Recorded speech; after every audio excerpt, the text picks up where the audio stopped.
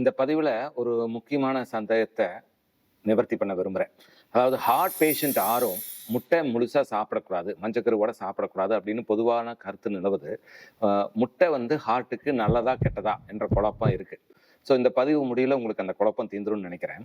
முட்டையில சாப்பிட்டோம்னா அப்போ லிப்போ புரோட்டீன் A1 அப்படிங்கிற ஒரு கெமிக்கல் உடம்புல ஜாஸ்தியா இருக்கும். என்ன பண்ணுதுன்னா, இதுதான் basic building block for HDL cholesterol. HDLங்கிற நல்ல கொழுப்பு உருவாவதற்கு இந்த அப்போ லிப்போ புரோட்டீன் A1 மிகவும் உதவியா இருக்கு. இந்த நல்ல கொலஸ்ட்ராலான HDL என்ன பண்ணுதுன்னா, நம்ம உடம்புக்கு தேவையில்லாத கொலஸ்ட்ராலை கழிவு நீக்கம் செய்வதற்கு உதவுது. ஸோ முட்டையிலிருந்து தான் நல்ல கொலஸ்ட்ரால் HDL கிடைக்குது. அது மூலமா கொட்ட கொலஸ்ட்ரால் வெளியேற்றப்படுது. அதனால ஹார்ட்டுக்கு இது மிக மிக உதவியா இருக்கு. அடுத்தது, இந்த முட்டை சாப்பிட்றவங்களோட HDL பார்ட்டிகளோட சைஸே அதிகமா இருப்பதாக சொல்றாங்க. இந்த சைஸ் அதிகமா இருக்கிறதுனால அதோட வேலைத்திறன் அதிகமாகும். மேலும் முட்டையில ஒமேகா 3 ஃபேட்டி ஆசிட் அதிகமா இருக்கு. ஒமேகா 3 ஃபேட்டி ஆசிட் அலர்ச்சி, இன்ஃப்ளமேஷன், முக்கியமா ரத்த நாளங்கள் உட்சுவர்ல எண்டோத்தீலியம் என்ற பகுதியில் இருக்கிற அலர்ச்சியை, இன்ஃப்ளமேஷனை குறைக்குது. இந்த எண்டோத்தீலியத்தில் இருக்கிற இன்ஃப்ளமேஷன் தான் ஆர்டீரியல் பிளேக் உருவாவதற்கு, தமனி தகடு உருவாவதற்கு காரணம்.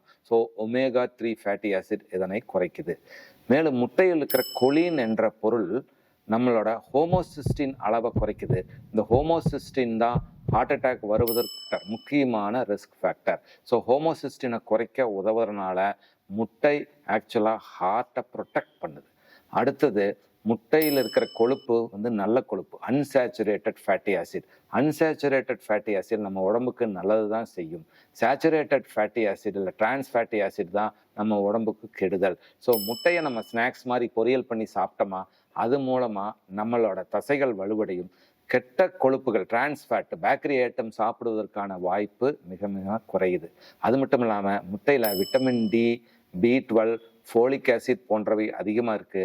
இந்த விட்டமின்கள் எல்லாமே இரத்த நாளங்கள் ஆரோக்கியத்திற்கும் இதய சுவர் ஆரோக்கியத்திற்கும் மிக மிக அத்தியாவசியம். ஸோ ஹார்ட் பேஷண்ட் கூட அளவான முட்டை, அதாவது எக் இன்டேக் இன் மாடரேஷன், ஒரு நாளைக்கு ஒரு எக்கு இல்லை 5 முட்டைகள் ஒரு வாரத்துக்கு எடுத்துக்கிட்டாருன்னா அவர் இருதய ஆரோக்கியத்துக்கு நல்லது தானே தவிர கெடுதல் கிடையாது.